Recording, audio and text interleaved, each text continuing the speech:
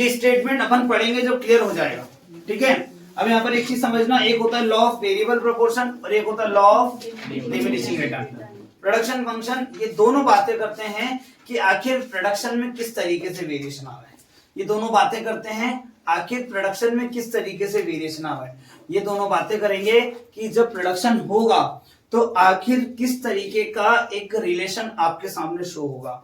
ये दोनों बातें करेंगे कि आखिर प्रोडक्शन कोई कंपनी या कोई फर्म या कोई ऑर्गेनाइजेशन या इंस्टीट्यूशन या कोई गवर्नमेंट करवा रही है, तो जो वो फर्म या गवर्नमेंट या ऑर्गेनाइजेशन इंस्टीट्यूट जो प्रोडक्शन करा रही है उसका आखिर बेस क्या होगा और वो वेरिएशन किस तरीके से करेगा। तो याद रखना दो तरीके से वेरिएशन होता है, इसलिए कितने लॉ हैं, दो लॉ है। कितने लॉ हैं, दो लॉ।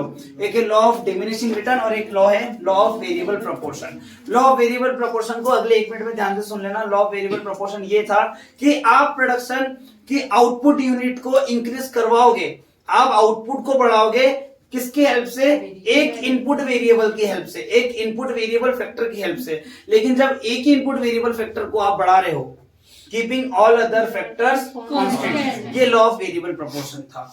यही तो लॉ ऑफ डिमिनिशिंग रिटर्न भी है, लेकिन इन दोनों में एक माइनर सा डिफरेंस है। इन दोनों में एक माइनर सा डिफरेंस है। इन दोनों में जो माइनर सा डिफरेंस है वो माइनर सा डिफरेंस क्या देखना, क्या निकल के आएगा। जो लॉ ऑफ वेरिएबल प्रोपोर्शन था वो 3 फेज दे रहा था। कितने फेज दे रहा था, 3 फेज। और वो 3 फेज जो थे वो 3 फेज में क्या हो रहा था, जब टीपी बढ़ रहा था तो एमपी भी बढ़ रहा था। इसी को बोलते हैं अपन लोग पॉजिटिव रिटर्न। क्या बोलते हैं, पॉजिटिव रिटर्न, ठीक है।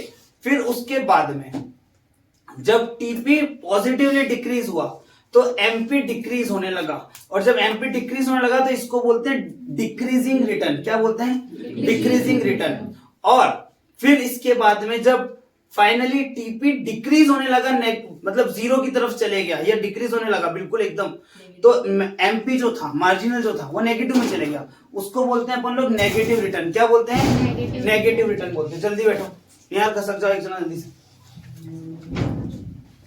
खसक जाओ यार, जल्दी खसको। हाँ बाहर बैठ जाओ, कोई बात नहीं।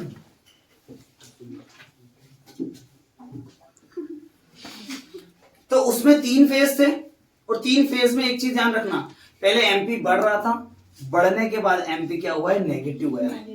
पहले एमपी बढ़ा है, फिर एमपी बढ़ने के बाद क्या हुआ है, नेगेटिव गया है। ये लॉ ऑफ वेरिएबल प्रोपोर्शन की एक बहुत बड़ी कैरेक्टरिस्टिक थी जो 3 फेज में दिख रही थी। ध्यान रखना, लॉ ऑफ वेरिएबल प्रोपोर्शन मतलब 3 phase. Law of diminishing return, इसके लॉ में ही नाम है डिमिनिशिंग, और आप लोग डिमिनिशिंग पहले पढ़ चुके हो, डीएमयू। डीएमयू में डिमिनिशिंग मार्जिनल यूटिलिटी। यहाँ पर डिमिनिशिंग जो है मतलब डिक्रीज जो होगी वो यूटिलिटी नहीं होगी, लेकिन क्या डिक्रीज होगा, रिटर्न डिक्रीज होगा।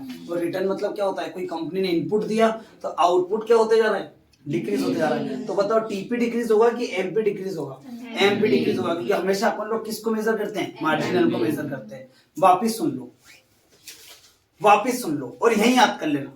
2 लॉ हैं, law of variable proportion, law of diminishing return. Law of variable proportion में 3 फेज थे जिसमें एमपी इंक्रीज होते हुए नेगेटिव की तरफ जा रहा था, और इसमें एमपी जो है वो इंक्रीज होगा ही नहीं, क्योंकि नाम में ही देख लो क्या लिखा है, डिमिनिशिंग। बस तो समझ गए दोनों का डिफरेंस। जब आप लॉ ऑफ वेरिएबल प्रोपोर्शन पढ़ते हो तो उसमें 3 फेज देखते हो, और जब आप लॉ ऑफ डिमिनिशिंग रिटर्न पढ़ते हो तो उसमें सिर्फ आप एक ही फेज देखते हो जिसमें एमपी हमेशा डिक्रीज ही होगा। एमपी हमेशा क्या होगा, डिक्रीज होगा। और लॉ ऑफ वेरिएबल प्रोपोर्शन में क्या हो रहा है, इंक्रीज होके फिर डिक्रीज होगा। बनाया था ग्राफ, इतना सा अंतर है बस। ये लॉ ऑफ डिमिनिशिंग रिटर्न अपना बचा हुआ था। अब देख लो इसका एक ग्राफ देख लो। अच्छा, इसकी डेफिनेशन समझ लो।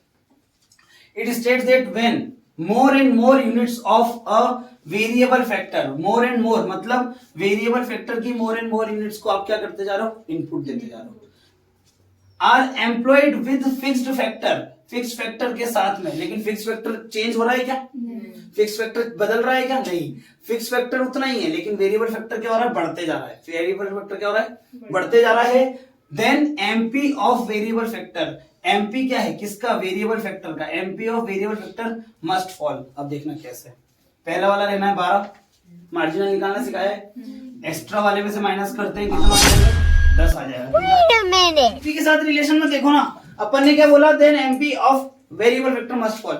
अपन ने टीपी के साथ तो डेफिनेशन में कुछ देखा ही नहीं ना रिलेशन, समझ में आ रहा है। तो यहाँ पर एक तरीके से ओवरऑल अगर ब्रॉडली देखें अपन चीजों को तो क्या हो रहा है कि ये डिक्रीज ही हो रहा है।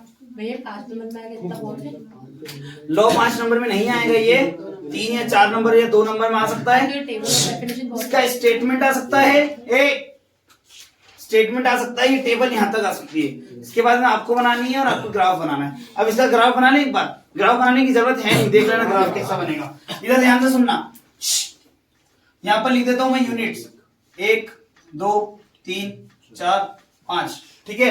अब वहां पर गैप ले लेता हूं मैं 1 2 3 4 5, ठीक है। अब अपन गैप ले लेते हैं 10 का, 10 20 30 40 50, ठीक है ना, 5 ही इसलिए 50 तक। एक बात ध्यान रखना, आप लोगों का गैप सही आना चाहिए। आप लोगों का क्या सही आना चाहिए? गैप सही आना चाहिए। अगर गैप आप लोग सही नहीं लोगे तो दिक्कत क्या होगी, आपका जो लाइन है ना वो इस तरीके से बनने की जगह वो लाइन हो सकता है इस तरीके से बन जाए, तो वो लाइन भी सही है, लेकिन उसमें क्या हो रहा है, इसका अंदर समझ में आ रहा है कि आपने याली यूनिट्स क्या लिए, ज्यादा लिए, समझे आपको। तो बराबर बराबर लोगे, जैसे यहाँ पर 5 पॉइंट है, 1 2 3 4 5, तो ऐसे ही यहाँ पर 1 2 3 4 5 पॉइंट बनाने हैं, डिफरेंस सही सही लेना है। 8 का भी ले सकते हैं बनने से, 8 का भी ले सकते हैं। क्यों 8 का ले सकते हैं, देखो 8 16 24 32 और 40, और 40 तक ही आ रहा है ये, समझे आपको। अब देखना अपन क्या मार्जिनल से समझते हैं, मार्जिनल समझते हैं 3 का लेना पड़ेगा, सॉरी टीपी का ले लिया मैंने। 3 6 9 12 15, ये भी हो सकता है। अब देखना पहले वाले में कितना है 12, पहले वाले में कितना है 12, पहले वाले में 12, 2 का हो सकता है तो 12 कैसे आएगा, 6 हो जाएगा ना, फिर टेबल सही बन जाएगी, लेकिन फिर भी क्यों अपन इतना वो करना, ठीक है ना। सेकंड वाले का 10, थर्ड वाले का 8, फोर्थ वाले का और फिफ्थ वाले का 4। ये लाइन आ गई, क्या आपको दिख रहा है ये लाइन किस तरफ जा रही है, स्ट्रेट आएगी, स्ट्रेट आएगी। क्यों, क्योंकि फेज चेंज नहीं होते ना, फेज चेंज होते तो अपन जब लॉ ऑफ वेरिएबल प्रोपोर्शन पढ़ रहे थे तो वो किस तरीके का आ रहा था, इस तरीके आ रहा था। क्यों, अलग ही दिख रहा है कि पहले कम था फिर बड़ा, फिर गया किसकी तरफ, 0 की तरफ गया, फिर 0 के बाद में माइनस की तरफ भी चले गया। तो ये पहला फेज था, ये दूसरा फेज था और ये तीसरा फेज था। लेकिन यहाँ सिर्फ ओनली कितने फेज हैं, 1 फेज है, समझे बात को। तो लॉ ऑफ वेरिएबल प्रोपोर्शन और लॉ ऑफ डिमिनिशिंग रिटर्न में सिर्फ डिफरेंस इतना ही था।